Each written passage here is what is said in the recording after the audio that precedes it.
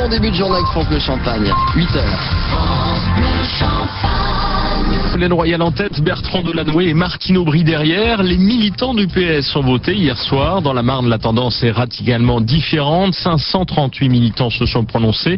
Martine Aubry rafle plus d'un tiers des voix. Reportage à suivre d'Éric Normand au siège du Parti Socialiste à Reims. Une semaine du congrès de Reims, justement, les rapports de force se dessinent au Parti Socialiste. Vous le savez, à Reims, on saura qui sera le nouveau premier secrétaire du Parti Socialiste. En tout cas, hier, dans un premier temps, les militants du PS étaient amenés à se prononcer. 6 motions étaient en lice et c'est une surprise. Celle de Ségolène Royal se dégage nettement. 29% pour l'ex-candidate de l'élection présidentielle. C'est plus de 4 points d'avance sur les motions de Bertrand Delanoë et Martine Aubry, qui arrivent respectivement 2e et 3e. Benoît Hamon réalise lui un très bon score avec plus de 18%.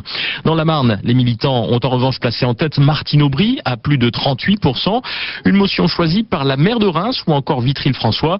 538 socialistes ont voté hier soir. Reportage au siège du Parti Socialiste de la Marne à Reims, Éric Normand.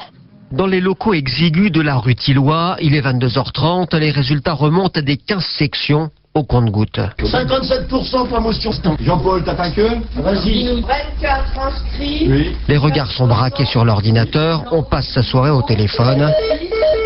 Motion D, 5. 38% pour Martine Aubry, 32% pour Benoît Hamon, 13,5% pour Ségolène Royal, 11% pour Bertrand Delanoë.